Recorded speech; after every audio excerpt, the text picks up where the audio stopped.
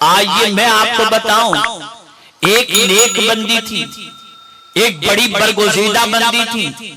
ایک نہایت عبادت گزار بندی تھی، ایک اللہ کی برگزیدہ بندی صالحہ بندی تھی۔ جانتے ہیں آپ، ایک شخص کی نیت ان کے اوپر خراب ہوئی، جیسے تیسے کر کے انہیں اپنے قبضے میں کرنے کی کوشش کی اور انہیں پا لیا، اور پا لینے کے بعد اپنے محل میں لے کر کے آیا۔ جب محل میں لے کر کے آیا تو آنے کے بعد اس نے دروازے سارے بند کرنے شروع کر دیے۔ اس عورت کو محسوس ہوا کہ اب میرے لیے بچنے کی کوئی صورت نہیں ہے، اب بچنے کے میرے لیے کوئی راہ نہیں ہے۔ اللہ اکبر! اس نے جب ہر طرف سے دیکھا کہ اب میری آبرو کا تحفظ ناممکن سا نظر آ رہا ہے اور میری آبرو کا بچنا بہت مشکل ہے، اور ہو سکتا ہے میری آبرو تار تار ہو جائے، میری عزت برباد ہو جائے، میری عزت خاک میں مل جائے۔ اسی موقع پر خیال آیا کہ یہاں اس گھر کے اندر ایک ٹیریس ہے، اس گھر کے اندر ایک چھت ہے۔ اس نے فوراً اس شخص سے کہا میں تھوڑی دیر کے لیے چھت پہ جانا چاہتی ہوں جہاں پر بیت الخلا ہے،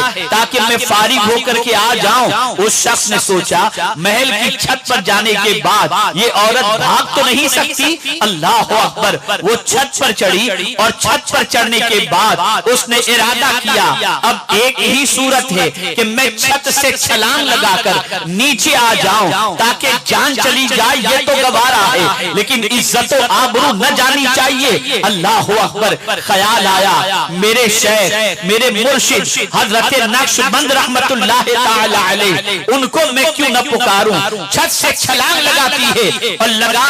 چھلانگ لگاتے وقت آواز لگاتی ہے میرے شیخ اللہ کے لیے میری مدد فرمائیں۔ یہ کہتے ہوئے چھت سے چھلانگ لگائی، جیسے ہی نیچے آتی ہے تو کیا دیکھتی ہے اپنے شیخ کے ہاتھوں میں وہ موجود ہے۔ اللہ اکبر! حضرت نقشبند رحمت اللہ تعالی علیہ سے پوچھتی ہے حضرت آپ اتنا طویل سفر کر کے یہاں کیسے پہنچے؟ فرمایا تو چھت سے چلی تھی، میں وہاں سے چلا تھا اور اللہ کے فضل سے میں نے تجھے اپنے دامن میں پناہ عطا فرما دی۔ پتہ یہ چلا جب کوئی عورت گناہ سے بچنا چاہتی ہے تو اللہ عز و جل اسے گناہ سے بچنے کا اہتمام فرما دیتا ہے، اسے گناہ سے بچا لیتا ہے۔ اللہ کی پناہ میں آ جاؤ تمہیں گناہ سے امان مل جائے گی۔ یاد رکھو گناہ کے دلدل میں پھنسنے سے دنیا بھی برباد ہوتی ہے اور آخرت بھی برباد ہوتی ہے۔ دنیا کا کوئی شخص ایسا نہیں جو گناہ اور بد کرداری کی سزا کو برداشت کرنے کی طاقت رکھتا ہو۔ دنیا کا کوئی شخص ایسا نہیں جو اللہ کی نافرمانی کے عذاب کو برداشت کرنے کی طاقت رکھتا ہو۔ آپ ذرا سوچیں اور اندازہ لگائیں، آج کی پوزیشن یہ ہے کہ انسان چھوٹے گناہ کو بھی کرتا ہے، بڑے گناہ کو بھی کرتا ہے۔ ماحول بدل رہا ہے، سوسائٹی بدل رہی ہے، معاشرہ بدل رہا ہے اور بڑی تیزی کے ساتھ انسان گناہوں کی طرف بڑھ رہا ہے۔ میں آپ سے پوچھنا چاہتا ہوں یہ گناہ کی زندگی کب تک رہے گی؟ گناہ کب تک کرو گے؟ جب تک تمہاری جوانی ہے اس وقت تک تم گناہ کی لذت سے آشنائی اور آراستگی حاصل کرو گے، لیکن جب جوانی ختم ہوگی تو یہی گناہ تمہارے ضمیر کو جھنجھوڑیں گے، یہی گناہ تمہارے چین و سکون کو برباد کر دیں گے، یہی گناہ تمہارے دل کے اندر بے قراری پیدا کر دیں گے، یہی گناہ تمہیں تباہی اور بربادی کے دہانے پر پہنچا دیں گے، اور اس کے بعد تمہارا بڑھاپا اطمینان سے نہیں گزرے گا، تمہارا بڑھاپا سکون سے نہیں گزرے گا، تمہارا بڑھاپا چین سے نہیں گزرے گا۔ آئیے میں آپ کو بتاؤں اللہ کے برگزیدہ بندوں کا عالم کیا تھا اور اللہ کی برگزیدہ بندیوں کا عالم کیا تھا۔ وہ کس طریقے سے شیطان سے اپنی بچیوں کو، اپنے بچوں کو اور اپنی بچیوں کی اولاد کو شیطان سے اللہ کی پناہ میں دیتے تھے۔ قرآن کہتا ہے حضرت مریم رضی اللہ تعالی عنہ کی والدہ نے اللہ کی بارگاہ میں عرض کیا، قرآن کہتا ہے وَإِنِّي أُعِيذُهَا بِكَ وَذُرِّيَّتَهَا بِكَ مِنَ الشَّيْطَانِ الرَّجِيمِ او کما قال۔ اللہ اکبر، انہوں نے اللہ کی بارگاہ میں دعا کی، اے اللہ اس کو تیری پناہ میں دیتی ہوں، یعنی حضرت مریم کو اور اس کی اولاد کو تیری پناہ میں دیتی ہوں شیطان مردود سے۔ اللہ اللہ، اللہ کی برگزیدہ بندیاں بھی اپنی بیٹیوں کو اللہ کی پناہ میں دے دیا کرتی، اللہ کی پناہ میں دینے کے بعد انہیں اطمینان ہو جاتا کہ شیطان کی شرارت سے اللہ ان کی حفاظت فرمائے گا، شیطان کے مکر و فریب سے اللہ ان کی حفاظت فرمائے گا۔ یہ بات اچھی طرح سے ذہن میں رکھیں، بڑا فرق ہے شیطان سے بچنے والے اللہ کے برگزیدہ بندوں کے اندر اور شیطان کے بھائیوں کے اندر۔ آئیے میں آپ کو بتاؤں، قرآن نے ایک طبقے کا ذکر کیا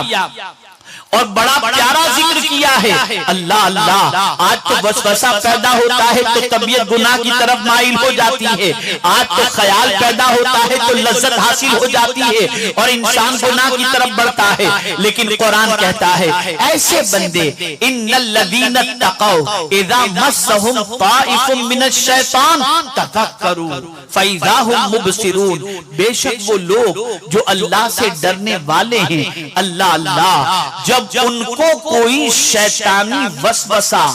جب ان کو کچوکے لیتا ہے، جب کوئی شیطانی وسوسہ چکر لگانے لگتا ہے، یعنی کبھی ایسا ہوتا ہے جو اللہ سے ڈرنے والے بندے ہیں، ان اللہ سے ڈرنے والے بندوں کے دل میں کبھی کوئی شیطانی وسوسہ جیسے ہی آتا ہے تو ایسا نہیں کہ اس وسوسے کی طرف بھاگتے ہیں، قرآن کہتا ہے تذکروا، وہ الرٹ ہو جاتے ہیں، ہوش میں آ جاتے ہیں، ہوشیار ہو جاتے ہیں، ان کی آنکھیں فوراً کھل جاتی ہیں کہ یہ شیطان ورغلا رہا ہے، یہ شیطان تباہ کرنے جا رہا ہے، یہ شیطان مس گائیڈ کرنے جاتا ہے، شیطان تباہی کے دہانے پر لے جانا چاہتا ہے، تو وہ اللہ کے برگزیدہ بندے اسی وقت پڑھ لیتے ہیں اعوذ باللہ من الشیطان الرجیم، تو میرا مولا انہیں اپنی پناہ کے اندر جگہ عطا فرما دیا کرتا ہے۔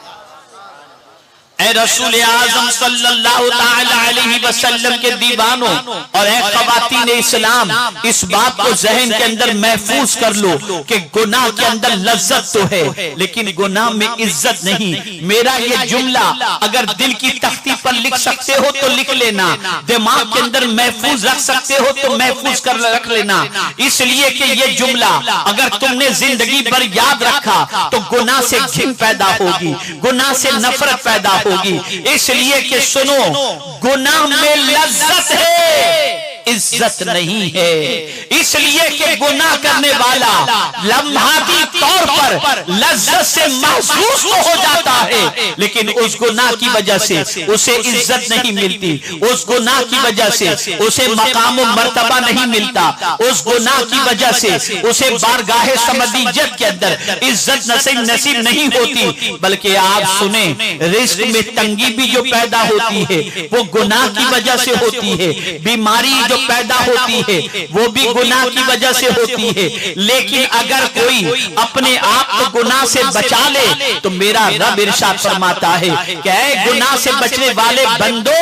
تم یہ تصور نہ کرنا کہ تم اگر اپنے آپ کو گناہوں سے بچاؤ گے تو ہم تمہیں صرف دنیا کا گھر دے دیں گے، نہیں نہیں، میرے کریم نے فرمایا ان تجتنبوا کبائر ما تنہون عنہ نکفر عنکم سیئاتکم وندخلکم مدخلا کریما،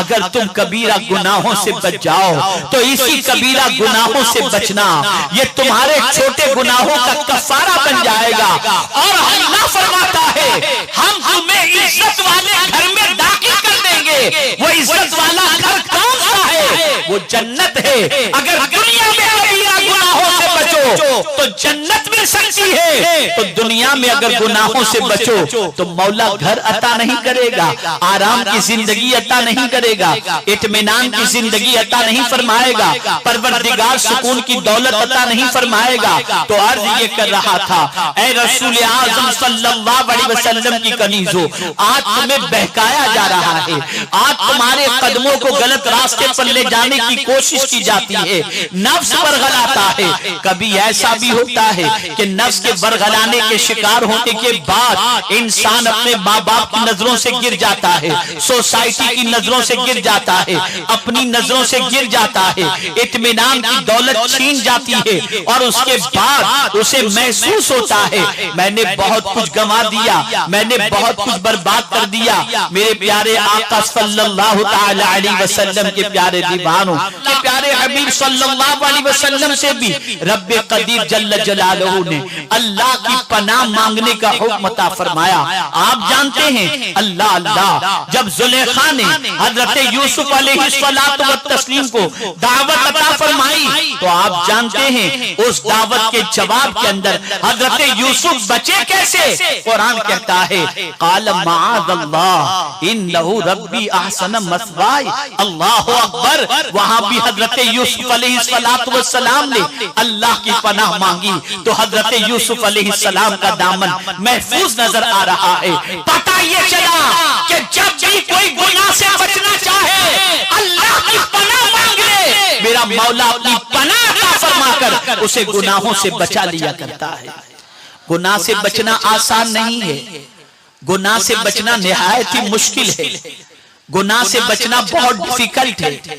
گناہ سے بچنا بہت مشکل ہے، لیکن میرے پیارے آقا صلی اللہ علیہ وسلم کے پیارے دیوانوں اور خواتین اسلام، اللہ کی پناہ میں آ جاؤ گے تو گناہ سے بچنا بہت آسان ہو جائے گا۔ اللہ کی پناہ حاصل کر لو گے تو گناہ سے بچنا بہت مشکل نہیں ہوگا بلکہ بہت آسان ہو جائے گا۔ آپ دیکھیں ہر مقام پر اللہ کی پناہ، ہر جگہ پر اللہ کی پناہ، ہر برائی سے اللہ کی پناہ، ہر پریشانی سے اللہ کی پناہ۔